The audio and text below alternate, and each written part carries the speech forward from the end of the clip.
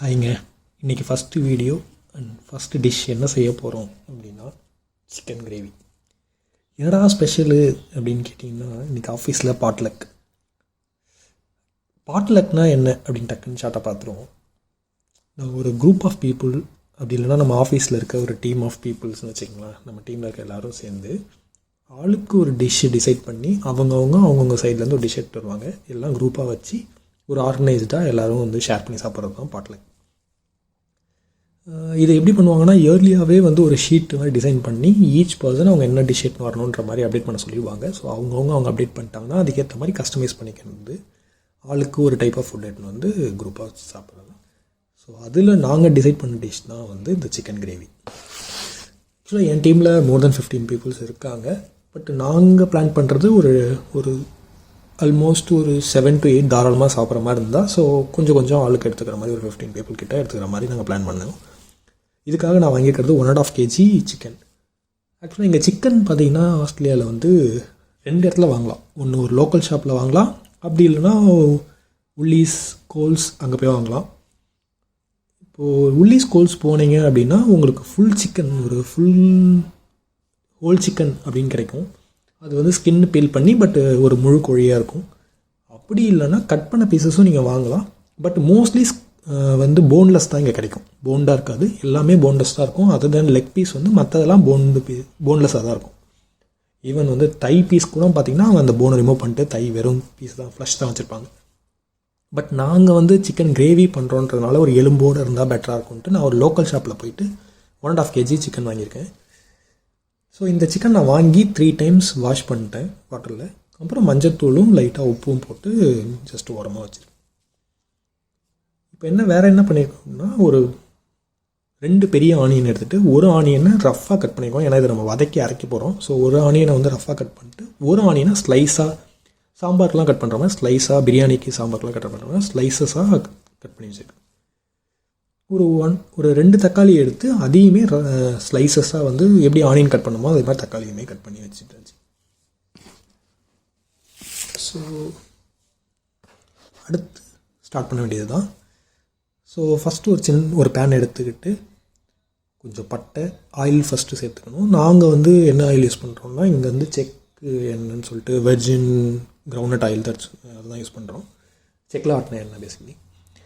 So நாங்கள் வந்து இப்போ ரஃப்பாக ஃபஸ்ட்டு வந்து என்ன பண்ணுறோன்னா, கொஞ்சம் பட்டை, கிராம்பு, தனியா, ஜீரகம், பெப்பர், அந்த ரஃப்பாக ஆனியன் கட் பண்ணோம் இல்லையா ஒரு ஆனியன், அந்த ஆனியன், ஒரு முழு இஞ்சி துண்டு, கொஞ்சம் கார்லிக் ஸ்லைசஸ் முழுசாக இருக்கிறது, இது எல்லாத்தையும் போட்டு கொஞ்சம் வதக்கணும். ஒரு 50% அந்த ஆனியன் வதங்கணும்னு வச்சுக்கலாம். ஸோ கொஞ்சம் அப்படியே வதக்கிட்டு கொஞ்சம் நல்லா வதங்கின உடனே கொஞ்சம் நேரம் கழித்து அதில் கருவேப்பிலை கொஞ்சம் போட்டுட்டு கொஞ்சம் கோக்னட் தேங்காய், துருவின தேங்காய். இங்கே ஆஸ்திரேலியாவில் துருவின தேங்காய் வந்து ஃப்ரோசன் கோக்னட் கிடைக்கும், துருவந்து கிரேட்டட் அப்படின்னு சொல்லுவாங்க. ஸோ அதை வாங்கி நாங்கள் வச்சுருக்கோம். ஸோ அந்த தேங்காவை ஆட் பண்ணிக்கிட்டு அதையும் கொஞ்சம் வதக்கிட்டு ஓரமாக எடுத்து வச்சிடணும். கொஞ்சம் ஆறுனா அதுக்கப்புறம் அரைக்கிறதுக்காக தனியாக எடுத்து வச்சிடணும். இது நல்லா பேஸ்ட்டாக அரைக்கணும். ஸோ அதனால் நமக்கு ஓரமாக வச்சிடலாம். இப்போ திருப்பி அதே பேனில் கொஞ்சம் க்ளீன் பண்ணி எடுத்துகிட்டு திருப்பி ஆயில் சேர்த்துக்கிட்டு முன்னாடி போட்டதே தான் போடணும். கொஞ்சம் போட்டால் போதும். ஏன்னா நம்ம அரைக்கும் போதே கொஞ்சம் போட்டாச்சு. ஸோ அதனால் கொஞ்சம் இப்போ திருப்பி சேர்த்தா போதும். கொஞ்சம் பட்டை, கொஞ்சம் கிராம்பு, கொஞ்சம் பெருஞ்சீரகம், கொஞ்சம் நார்மல் ஜீரகம், பெப்பர் வேணாம். ஏன்னா நம்ம அதிலே கொஞ்சம் பெப்பர் ஆட் பண்ணிட்டோம். ஸோ அதனால் பெப்பர் வேணும். அந்த ஸ்லைஸாக கட் பண்ண ஆனியன்ஸ் அதை இப்போ அந்த ஒரு ஆனியனை இங்கே போட்டு திருப்பி வதக்க ஆரம்பிக்கணும். ஆனியன் ஆல்மோஸ்ட் ஒரு 25% அந்த மாதிரி வதங்கிடுச்சு, 30% வதங்கிடுச்சுன்னா கட் பண்ண டொமேட்டோஸை சேர்த்துட்டு அதையும் வதக்கிடலாம். ஸோ இப்போது ரெண்டும் சேர்ந்து ஆல்மோஸ்ட் ஒரு 50% வதங்கிடுச்சு. இப்போ மசாலா சேர்த்துக்கலாம். ஸோ மசாலான்னு எடுத்துக்கிட்டிங்கன்னா நாங்கள் வந்து இங்கே வந்து மேஜராக யூஸ் பண்ண போகிறது 3 தான். ஒன்று வந்து chilli powder, plain chilli powder, coriander powder, turmeric powder, அப்புறம் குழம்பு பொடி. நம்ம வீட்டில் அரைச்ச குழம்பு பொடி நாங்கள் கொஞ்சமாக சேர்த்துக்கிறோம். குழம்பு பொடியை ப்ளெயின் சில்லி பவுடர் நிறைய சேர்த்து. ஏன் நம்ம எடுத்த சிக்கன்லாம் போடாமல் முன்னாடியே மசாலா போட்டோம்னா, ஆக்சுவலாக அந்த ஆயிலில் இந்த ப்ளைன் சில்லி பவுடர் நீங்கள் போட்டிங்கன்னா அது நல்ல கலர் கொடுக்கும். நாங்கள் வந்து கலருக்காக ப்ளைன் சில்லி பவுடர் வாங்கல, நான் காரத்துக்காக தான் வாங்கியிருக்கோம். அதனால் இது நிறைய கலர் தராது. ஸோ அதனால் ஆயிலே நீங்கள் சேர்த்துக்கிட்டிங்கன்னா இது நல்ல கலர் கொடுக்கும். இதுக்காக எந்த கலர் மிக்ஸும் இல்லாமல் நீங்கள் வெறும் சிக்கன் அந்த ப்ளைன் சில்லி பவுடர்லேயே நல்லா ஆயிலில் வதங்கும் போது நல்ல கலர் கொடுக்கும். ஸோ அதனால் நாங்கள் இப்போயே சேர்த்துக்கிறோம். மசாலாலாம் சேர்த்து கொஞ்சம் லைட்டாக வதக்க விட்டுட்டு மசாலா கொஞ்சம் வதங்கி சேரும்போது உப்பு கொஞ்சம் நான் கல் உப்பு தான் சேர்த்துக்கிறேன். ஸோ கல் உப்பை சேர்த்துட்டு சிக்கனை சேர்த்துடலாம். முன்னாடி கழுவி வச்சுருக்க சிக்கனை இப்போ சேர்த்துடலாம். சிக்கன் நல்லா கோட் ஆகிற மாதிரி, மசாலா கோட் ஆகிற மாதிரி நல்லா ஒரு தடவை கிண்டி விட்டு ஸ்டவ்வை ஸ்லோ ஃப்ளேமில் வச்சுருங்க. ஸோ இப்போ சிக்கன் அதுவே வந்து ஸ்லோ ஃப்ளேம்ன்றதுனால அதிலே வாட்டர் விட்டு அதுவே அப்படியே கொஞ்சம் கொஞ்சமாக வதங்கும். ஸோ இப்போ வந்து ஒரு ஆல்மோஸ்ட் ஒரு 50% வதங்கி முடிஞ்ச உடனே என்ன பண்ணலான்னா, முன்னாடி வந்து அரைச்சி வச்சுருந்தோம் இல்லைங்களா பேஸ்ட்டு, அதை நல்லா அரைச்சி வச்சுக்கணும். அந்த வதக்கி வச்ச இதை வந்து நல்லா அரைச்சி ஃபைன் பேஸ்ட்டாக எடுத்து வச்சுக்கணும். இப்போ இந்த பாத்திரம் வந்து இதை மூடுறதுக்கு எங்ககிட்ட பெருசாக இல்லைன்றனால இதை வந்து ஸ்டாக் பாட்டில் மூவ் பண்ணிக்கிறோம். ஸ்டாக் பாட் வந்து இதை நாங்கள் மோஸ்ட்டாக ஒரு 6 பேருக்கு மேலே யாராவது சமைக்கிறோம் அப்படின்னா அப்போ நாங்கள் இந்த ஸ்டாக் பாட் தான் யூஸ் பண்ணுவோம். இது நல்லா கம்ஃபர்டபுளாக இருக்கும். ஆக்சுவலாக நல்லா க்ளோஸ் பண்ணி வைக்கிறதுக்கு எல்லாத்துக்கும் அது கொஞ்சம் ஈஸியாக இருக்கும்னு வச்சுக்கோங்களேன். ஸோ முன்னாடி வதக்கின பேஸ்ட் அரைச்சி வச்சுருக்கோம். அதையுமே இப்போ இந்த பாட்டில் வந்து இந்த சிக்கனை மூவ் பண்ணி ப்ளஸ் இந்த பேஸ்ட்டையுமே போட்டு திருப்பி நல்லா ஒரு மிக்ஸ் பண்ணிவிட்டு சால்ட்டு மசாலா பவுடர்லாம் கொஞ்சம் போட்டு அட்ஜஸ்ட் பண்ணி கரெக்ட் பண்ணிக்கிட்டு ஸ்டவ்வை ஹை ஃப்ளேமில் வச்சிடணும். இப்போ குழம்புக்கு தேவையான அளவுக்கு நல்லா தண்ணியை தாராளமாக ஊற்றிட்டு ஒரு மிக்ஸை பண்ணிட்டு க்ளோஸ் பண்ணிடலாம். ஸோ இப்போ நல்லா கொதிச்சதுன்னா ஒரு 15 மினிட்ஸில் என்ன ஆகும்னா நல்லா வெந்துடும். சிக்கன் நல்லா சாஃப்டாக வெந்துடும். மசாலாவும் எல்லாமே பச்சை ஸ்மெல் போய் நல்லா வெந்துடும். ஸோ கிரேவி கன்சிஸ்டன்சி ஆல்மோஸ்ட் வந்துடுச்சு, எண்ணெய் பெரிய ஆரம்பிச்சிடுச்சு அப்படின்னா கருவேப்பிலையும் கொத்தமல்லியும் சாப் பண்ணி வச்சுருந்தோம், அதை வந்து நம்ம ஆட் பண்ணி ஆஃப் பண்ணிட வேண்டியதுதான்.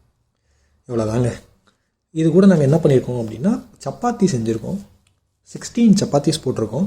ஏன்னா வி ஆர் பிளானிங் அந்த 15 பேருக்கு கிரேவி அப்படின்ற பிளான் பண்ணுறதுனால ஒரு 16 சப்பாத்திஸ் போட்டிருக்கோம். ஸோ இதை எடுத்துகிட்டு பாட்டிலுக்கு ரெடி ஆச்சு.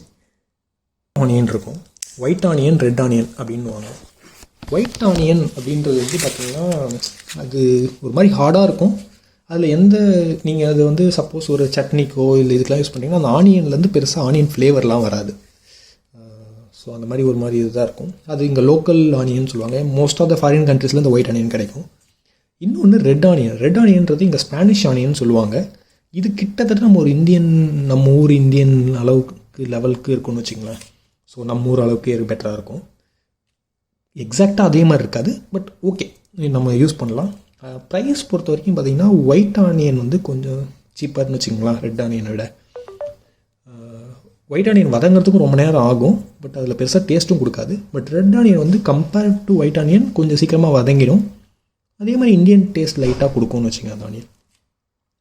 ப்ரைஸில் ரெட் ஆனியன் வந்து ஒயிட் ஆனியன் வந்து ஒரு நாங்கள் 5 kg பேக்கு 10 kg பேக் தான் எடுக்கிறது. 1 kgலாம் நம்ம எடுத்தோம்னா அப்பப்போ வாங்க முடியாது, நம்ம கடைக்கு தான் போய் வாங்கணுன்றதுனால 5 kg பேக்காகவே நம்ம அப்பப்போ எடுத்துருவோம். 5 kg ப்ரைஸ்ன்னு பார்த்தீங்கன்னா ஒயிட் ஆனியன் ஒரு $5 கிடச்சிரும் வச்சுக்கலாம். கேஜி $1 to $1.5 கிடச்சிரும். இதே வந்து நீங்கள் ரெட் ஆனியன் போனீங்கன்னா கிட்டத்தட்ட ட்வைஸ் ரேட் இருக்குன்னு வச்சுக்கலாம். கிட்டத்தட்ட இப்போ நீங்கள் 1 kgன்னு போனீங்கன்னா கண்டிப்பாக $2 வந்துடும் ரெட் ஆனியன். 5 kg பேக்குன்னு போகும்போது $8 $9 $10 அப்படின்ற மாதிரி மாறும். $8 கிடைக்க வாய்ப்பு இருக்குது ரெட் ஆனியன் வந்து.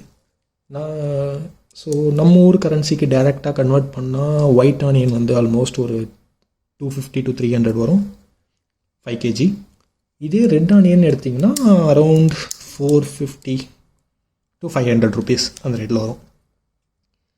டொமேட்டோ பார்த்திங்கன்னா இங்கே வந்து நிறைய வெரைட்டிஸ் ஆஃப் டொமேட்டோ இருக்கும், கலர் கலராக டொமேட்டோஸ்லாம் இருக்கும். நாங்கள் மேஜராக யூஸ் பண்ணுறது 2 டொமேட்டோ தான். ட்ரஸ் அப்படின்னு ஒன்று சொல்லுவாங்க, இன்னொன்று கவர்மெண்ட் ப்ரொனவுன்ஸ் பண்ண தெரியல, கவர்மெண்ட் அப்படின்னு ஒன்று இருக்கும். ஸோ ட்ரஸ்ன்றது பார்த்திங்கன்னா கொஞ்சம் ஒரு புளிப்பு கொஞ்சம் அதிகமாக இருக்கும்னு வச்சுக்கலாம். கவர்மெண்ட்டில் அந்த அளவுக்கு இருக்காது. இப்போ நம்மளோட ஹைப்ரிட் தக்காளி மாதிரி இருக்கிறது தான் அந்த கவர்மெண்ட்டுன்றது. ட்ரஸ்ன்றது நம்ம ஊரில் அந்த நாட்டு தக்காளி மாதிரின்னு வச்சுக்கலாம், கொஞ்சம் புளிப்பு இருக்கும். கிட்டத்தட்ட ரெண்டுமே ஒரு அளவுக்கு ஒரே அளவுக்கு தான் ப்ரைஸ் இருக்கும். இந்த 2 டைப் வந்து இங்கே இருக்க இந்த பிக் சூப்பர் மார்க்கெட்ஸ் அதில் தான் கிடைக்கும். உள்ளீஸ், கோல்ஸ் அங்கே தான் இருக்கும். நம்ம லோக்கல் மார்க்கெட் போனோன்னா நம்ம நார்மல் தக்காளி கிடைக்கும், பட் அது ஷெல்ஃப் லைஃப் பெருசாக வராது. இந்த ட்ரஸ்ஸு கவர்மெண்ட் நல்லாவே வரும், மோர் தேன் 10 days தாராளமாக வரும். ஸோ இந்த ட்ரஸ்ஸு கவர்மெண்ட் பார்த்திங்கன்னா ஒரு கேஜி வந்து $5 to $6 per kg வரும். இங்கே வந்து டொமேட்டோ கொஞ்சம் காஸ்ட்லி தான் வச்சுக்கலாம். இது வந்து சீப்பஸ்ட் ப்ரைஸு. காஸ்ட்லின்னு போகும்போது $9 கூட போகும் பர் கேஜி. ஸோ அப்படியே டேரெக்டாக கன்வெர்ட் பண்ணால் யூஷுவல் ப்ரைஸ் வந்து $250 to $300 பர் கேஜி கிடைக்கும். காஸ்ட்லியாக போகும்போது $500 வரைக்குமே போகும். ஸோ இதாங்க இங்கே இருக்க ஆனியன் அண்டு டொமேட்டோ பற்றி ஒரு பேசிக் இன்ஃபோ.